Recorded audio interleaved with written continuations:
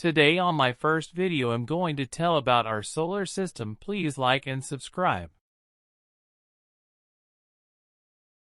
The solar system. The solar system formed 4.568 billion years ago from the gravitational collapse of a region within a large molecular cloud. This initial cloud was likely several light years across and probably birthed several stars. As is typical of molecular clouds, this one consisted mostly of hydrogen, with some helium, and small amounts of heavier elements fused by previous generations of stars. As the region that would become the solar system, known as the pre-solar nebula, collapsed, conservation of angular momentum caused it to rotate faster.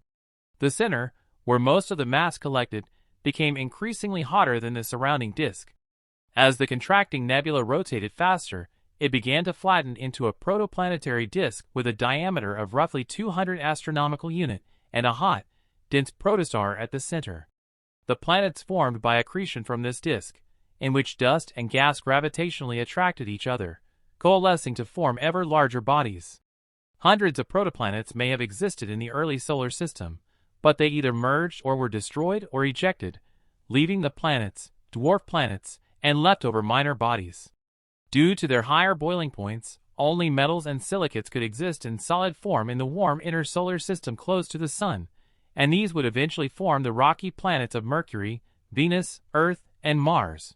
Because metallic elements only comprised a very small fraction of the solar nebula, the terrestrial planets could not grow very large. The giant planets, Jupiter, Saturn, Uranus, and Neptune, form further out, beyond the frost line, the point between the orbits of Mars and Jupiter where material is cool enough for volatile icy compounds to remain solid. The ices that formed these planets were more plentiful than the metals and silicates that formed the terrestrial inner planets, allowing them to grow massive enough to capture large atmospheres of hydrogen and helium, the lightest and most abundant elements. Leftover debris that never became planets congregated in regions such as the asteroid belt, Kuiper belt, and Oort cloud.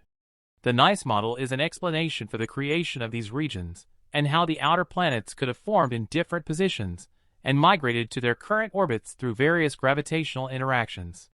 Within 50 million years, the pressure and density of hydrogen in the center of the protostar became great enough for it to begin thermonuclear fusion.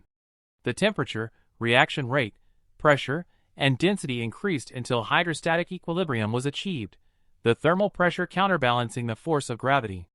At this point, the Sun became a main sequence star.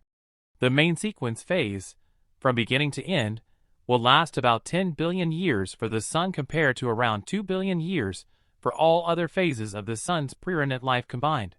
Solar wind from the Sun created the heliosphere and swept away the remaining gas and dust from the protoplanetary disk into interstellar space.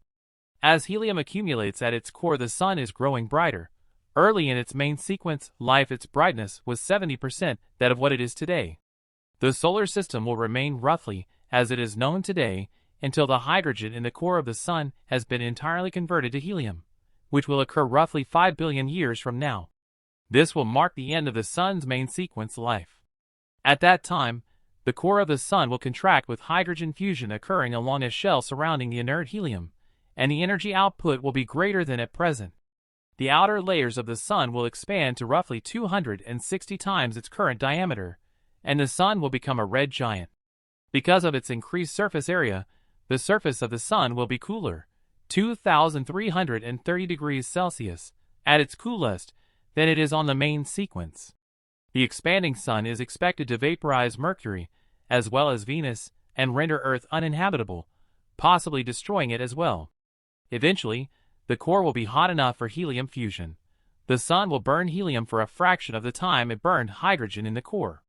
The Sun is not massive enough to commence the fusion of heavier elements, and nuclear reactions in the core will dwindle.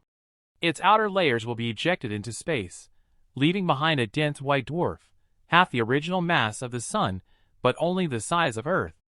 The ejected outer layers will form what is known as a planetary nebula, returning some of the material that formed the Sun, but now enriched with heavier elements like carbon, to the interstellar medium.